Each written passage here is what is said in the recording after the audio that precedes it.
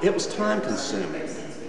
Say I would take the old highway maps from the 30s, 40s, 50s, and I would compare them to the maps now. And then I'd know kind of where to look. But at every exit, you get off the highway, and here's service lanes going on both sides in all different directions.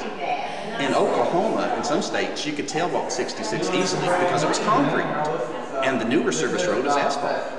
But in some states, I might have to drive for miles to where I'd hit a dead end and have to decide, was that 66 or was this just a new dead end road? And it has taken just the last like 20 years to dig out some of these secrets. And we're still investigating things along 66. There's some sections of it that were dirt road that we haven't been able to drive yet.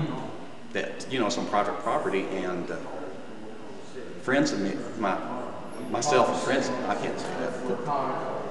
Some other people that are interested in the highway with me have been gradually getting permission to get out on private property or Indian reservations and explore some things. Well, 66 started out in 1926. There was very little of it that was actually paved. There was some in Illinois.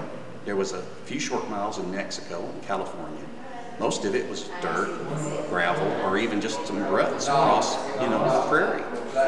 They immediately began building new highways, and every time they would bypass an old zigzag section line road with a more streamlined route, well, they'd just leave that line off the sides.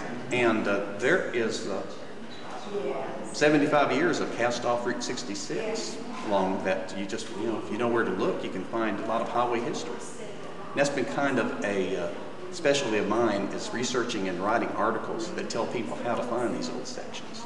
Like the Jericho Gap in Texas, east of Amarillo. It was one of the last sections to be paved. And people dreaded it because it ran through farmland, and the road was like just gumbo, car-trapping mud when it rained.